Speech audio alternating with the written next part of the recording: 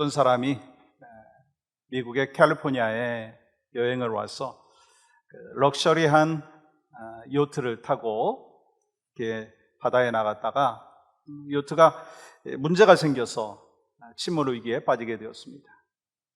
막 침몰하고 있는 상황 가운데 자신의 상황을 구조대에게 알렸고, 또 구조대원들이 이렇게 대답을 하는 거예요. 우리가 당장 구조하러 갈 거니까 조금만 기다리십시오. 당신의 위치를 말해 주십시오. What's your position? 네, 저는 아주 큰 무슨 회사의 CEO입니다. 그 말 뒤에 무전이 끊어졌어요.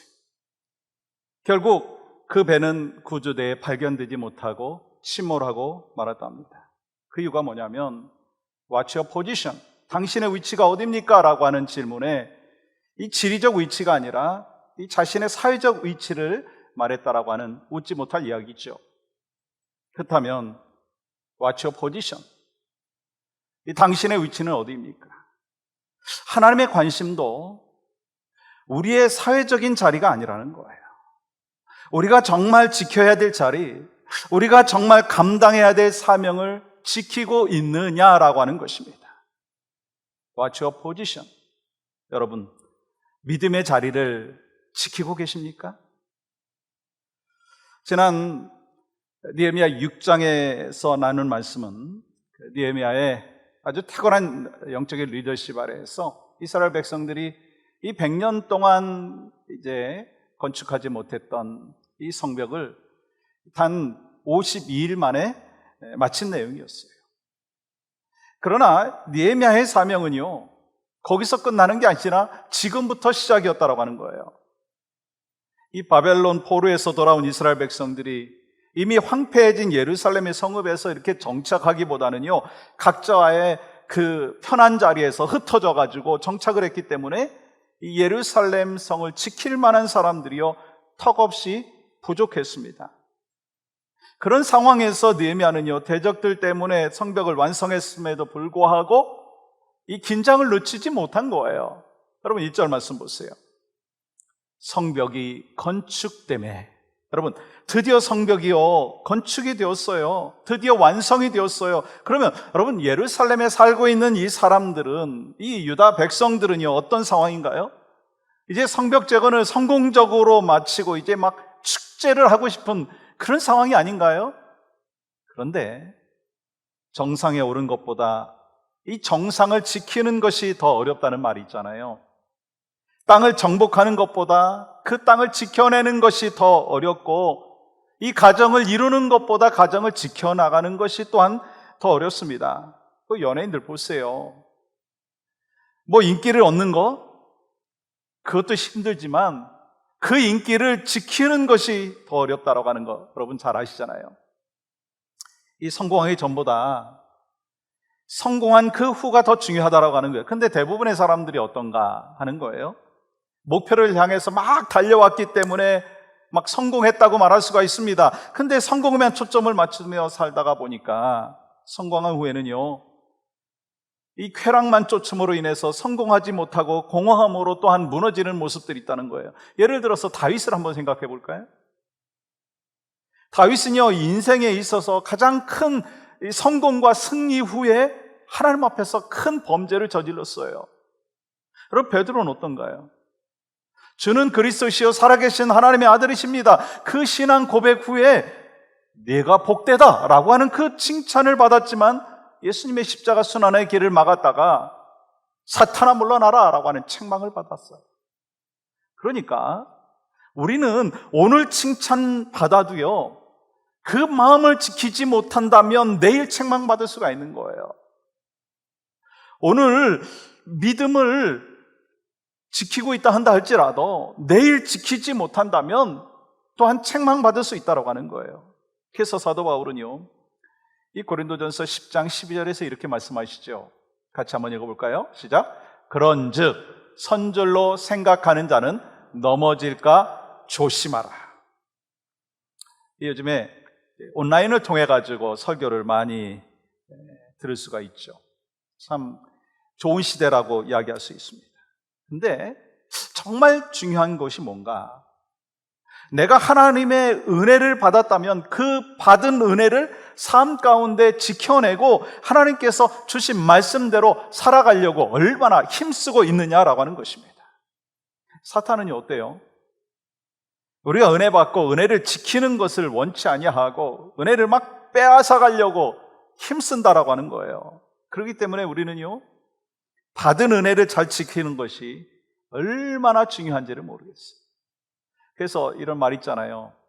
작전에 실패한 군인은 용서받을 수 있어도 경계에 실패한 군인은 용서받을 수 없다. 여러분, 우리의 신앙생활도 마찬가지 아닌가요? 믿기로 작정하는 것보다 어떻게 보면 믿음을 지키는 것이 더 중요하다라고 하는 거예요. 이를 위해서 각자가 내 영적인 부분을 지킬 줄 알아야 한다는 거예요.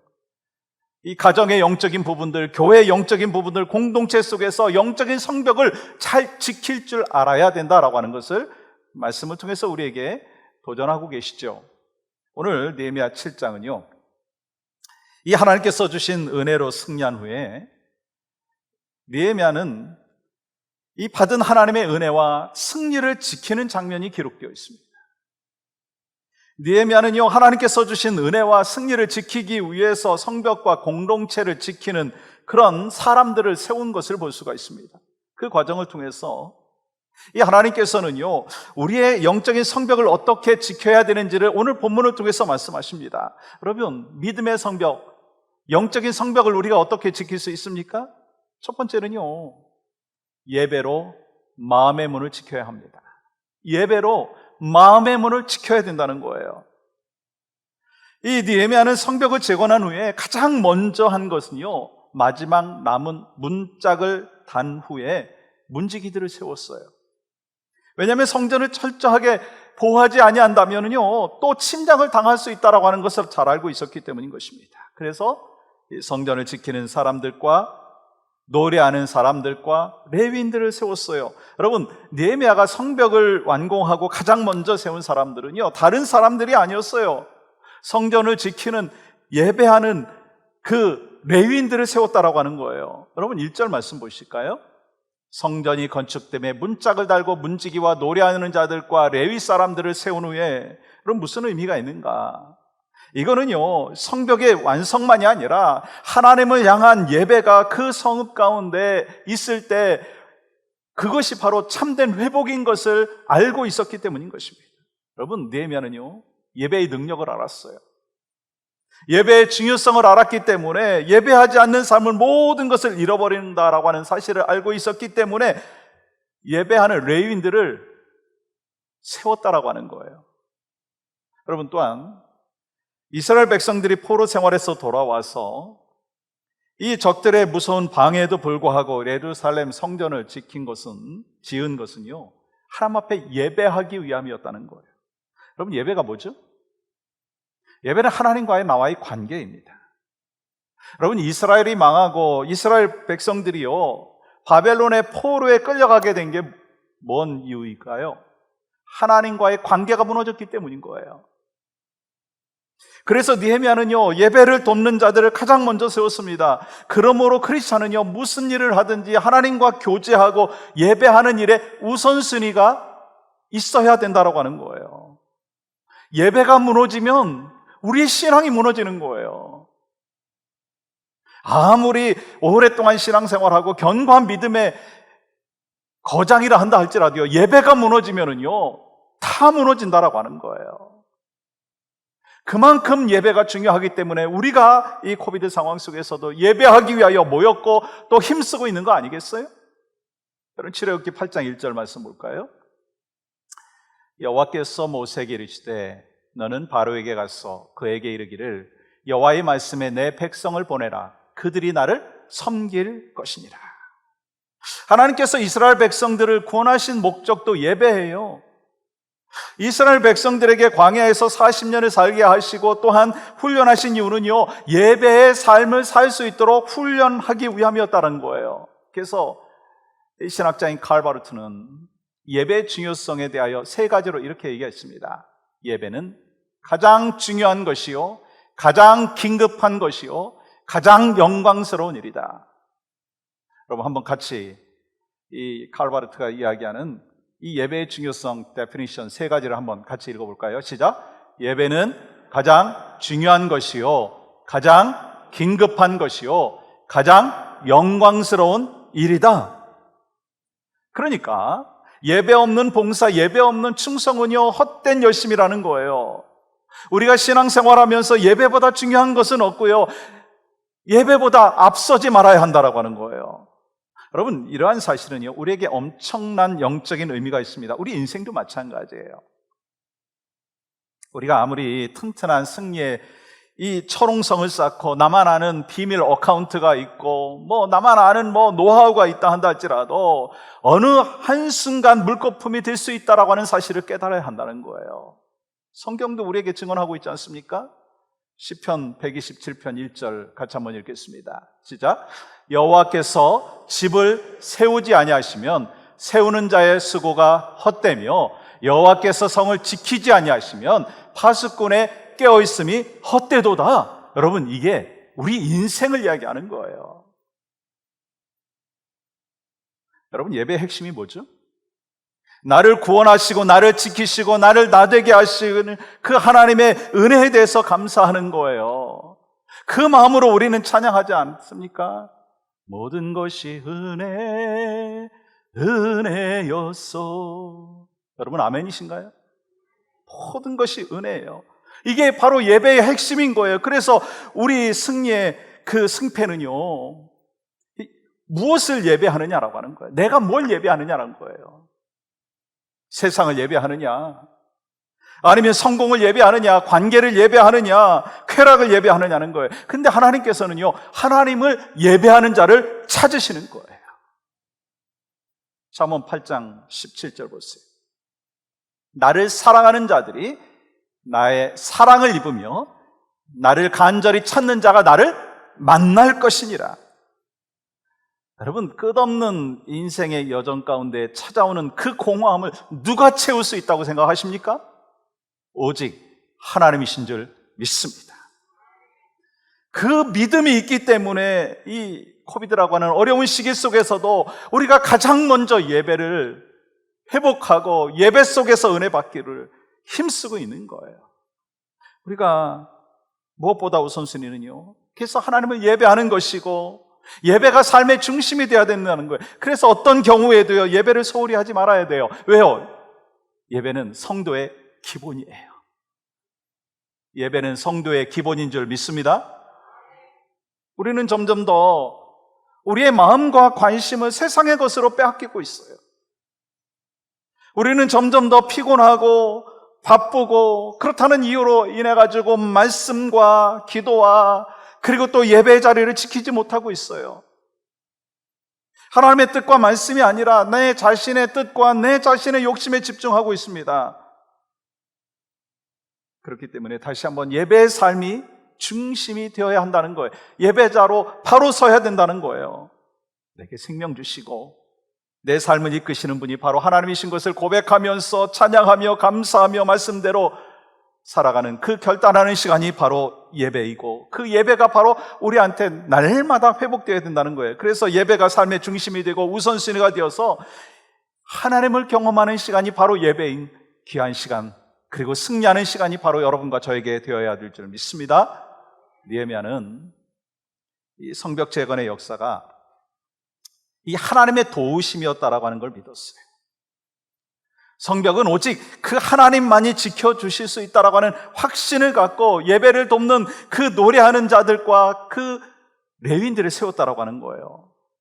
여러분, 이스라엘 백성들은 성전을 드나들면서 이 레위인들과 그 찬양하는 그 소리를 들으면서 하나님께서 우리와 함께 하신다라고 하는 그 확신을 가졌을 거예요. 그리고 성벽은 군사력도 아니고 경제력도 아니고 오직 하나님의 은혜 때문에 세워졌다라고 하는 그 사실을 성벽을 막 드나들면서 깨달았고 또 기억했을 것입니다. 그렇습니다, 여러분. 성공하든지 실패하든지 내 인생의 모든 것을 주관하시는 하나님께로 돌아가는 것이 바로 믿음의 여정이고 그것이 신앙이라고 하는 거예요. 그렇기 때문에 우리는 내 삶 가운데 삶의 예배를 드려야 되는 거예요. 또 하나님 앞에서 뜨겁게 막 찬양하는 거예요. 손들고 찬양하고 말씀 나에게 또한 허락하여 주시면 아멘 하면서 하나님 앞에 공동체 예배를 드려야 한다라고 하는 거예요. 그렇게 예배하는 사람이요, 믿음의 성벽을 지킬 수 있는 사람이라는 거예요.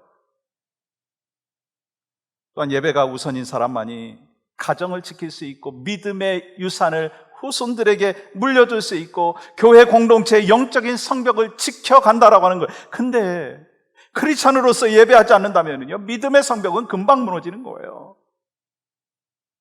그러나 예배가 먼저면 하나님의 임재를 경험하게 될 줄 믿습니다.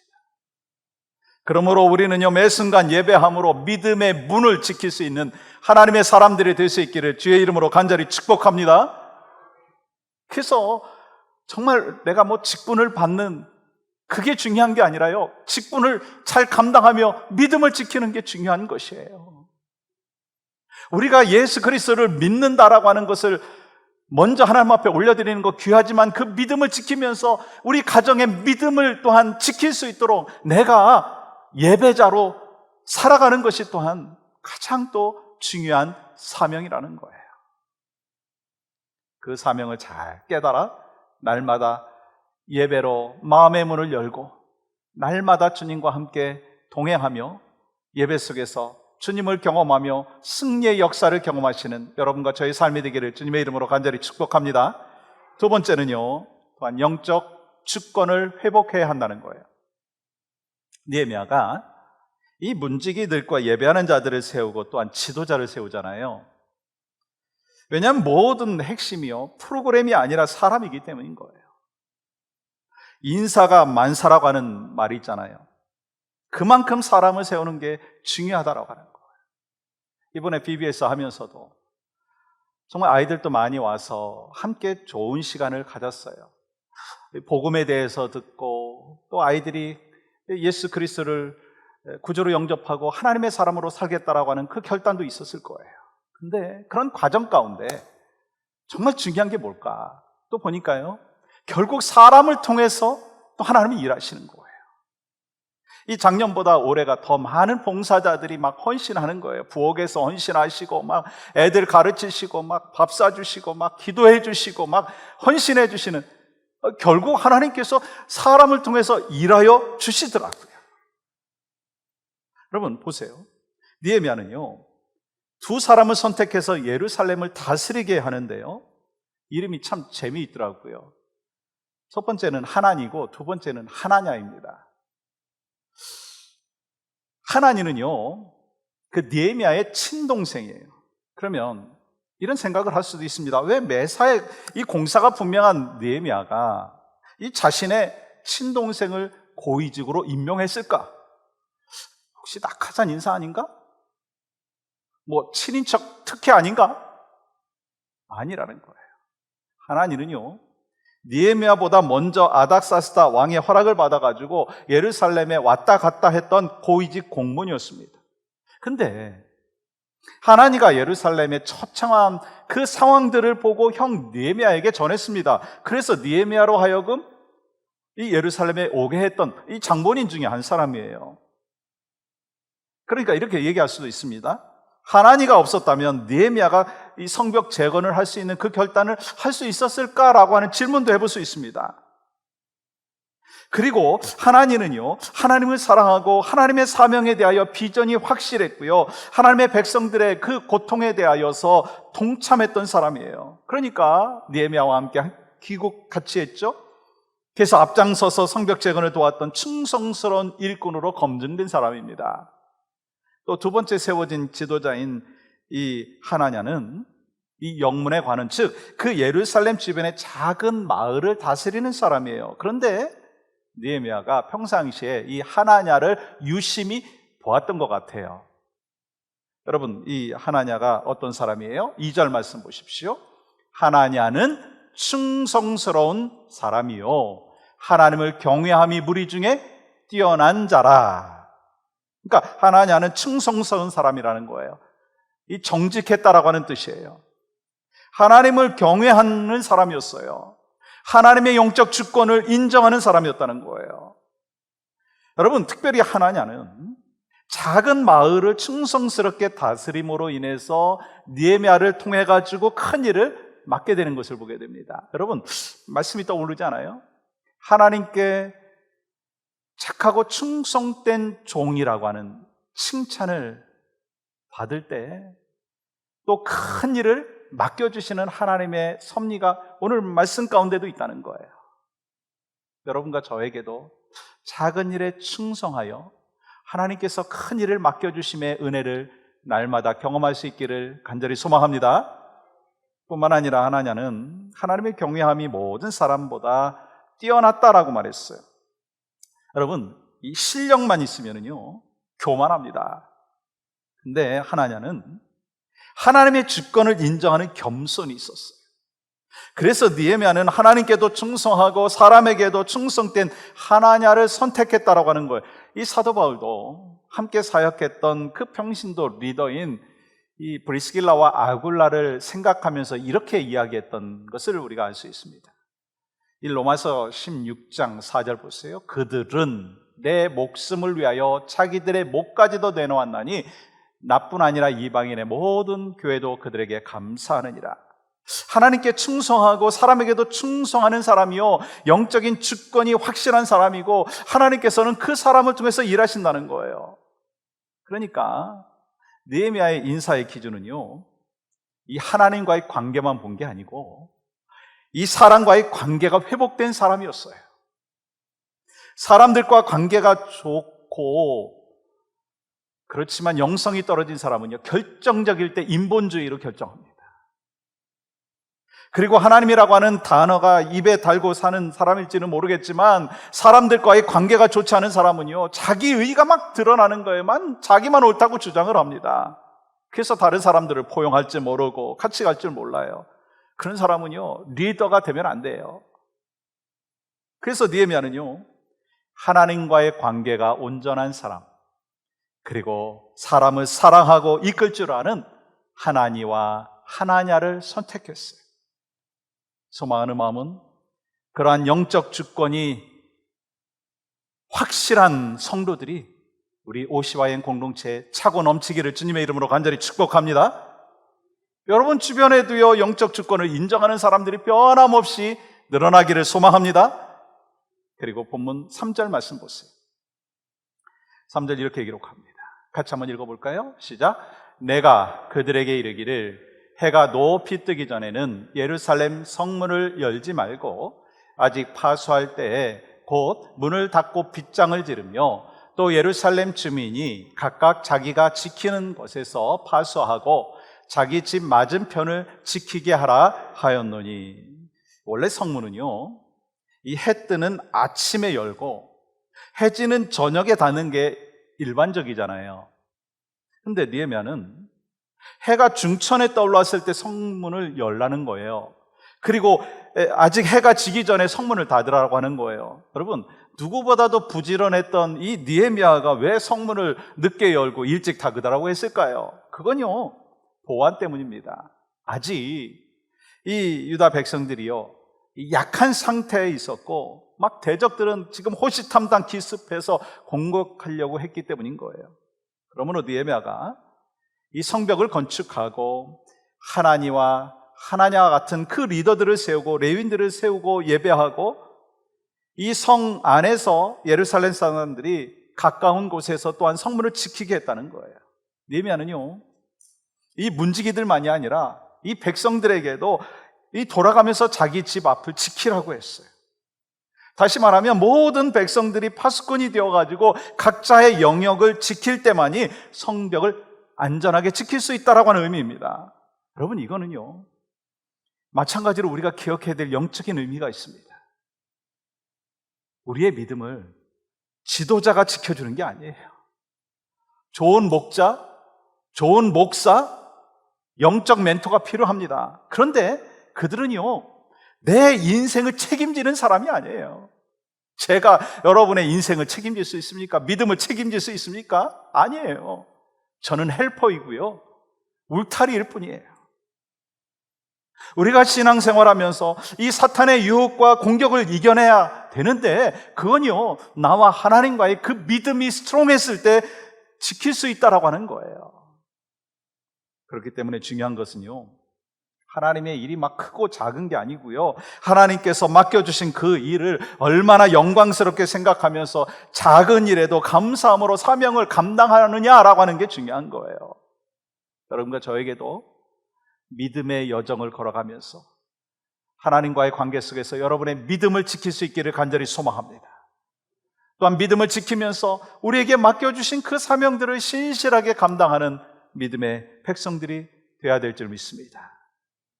저는요, 4절 말씀 보면서 이제 가슴이 아프면서도 또한 가슴이 뛰었어요. 한번 같이 읽어볼까요? 시작. 그 성읍은 광대하고 그 주민은 적으며 가옥은 미처 건축하지 못하였음이니라. 지금 성읍을 만들었는데 넓다는 거예요. 그런데 그 주민은 적고 집들은 미처 건축하지 못했다라고 하는 거예요. 즉 당시의 예루살렘 성은 아주 큰 규모인 반면에 그 안에 살고 있는 사람들이 적었다는 거예요. 그러니까 아직 해야 될 일들이 많다는 것을 보여주고 있는 것입니다. 그래서 느헤미야가 인구 조사를 하죠. 그래서 예루살렘 주변에 살고 있는 그 10분의 1의 인구를 예루살렘 성 안으로 이렇게 정착할 수 있도록 하는 것을 보게 됩니다.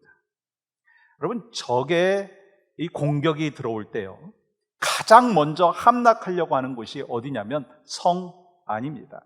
그래서 성 안에 살면 가장 먼저 공격을 받게 되어지고 위험하다라고 하는 것을 알고 있기 때문에 그곳에 살지 않으려고 했던 사람들이 많아요. 그런데 이제 성벽이 완공되었으니까 누군가는 그곳에서 살면서 성을 지켜야 된다라고 하는 거예요. 여러분, 저는요, 그 상황을 보면서 영적인 것을 우리가 깨달았으면 좋겠다라고 하는 마음을 갖습니다. 누군가가 오늘 이 시대와 상황 가운데 눈물의 씨앗을 뿌려야 하고요, 누군가가 잃어버린 영혼을 구원해야 되고요, 누군가가 자녀들을 위해서 헌신을 해야 되고요, 누군가가 가정을 위해서 눈물의 씨앗을 뿌려야 되고요, 누군가가 교회를 위해서 눈물의 씨앗을 뿌려야 됩니다. 누군가가 하나님의 미랄이 되어야 한다라고 하는 거예요. 그리고 그 누군가는 성문과 성벽을 지키기 위해서 기도해야 돼요. 누군가는요, 성벽을 쌓아야 되고요, 누군가는 성벽을 지켜야 됩니다. 우리 절망 가운데에서도 소망의 찬양을 드리고 예배를 드려야 되는 거예요. 왜요? 우리를 통해서 구원받고 치료받아야 될 영혼들이 우리 주변에 얼마나 많으냐라고 하는 거예요. 그 사람이 우리의 가족일 수도 있고 우리 믿음의 지체일 수도 있습니다. 그렇기 때문에 예루살렘 성, 즉 우리 교회에 아직 구원받지 못한 사람들로 우리는 채워야 되는 거예요. 누가 할 것인가? 누가 우리 가정을 살리고, 누가 우리 자녀들에게 다시 한번 용기를 주고, 누가 죽어가는 영혼들에게 소망을 주고 교회를 살리고 이 땅을 살릴 것인가? 누굴까요? 바로 여러분과 제가 그 사명을 잘 감당하는 하나님의 사람이 될 수 있기를 주님의 이름으로 간절히 축복합니다.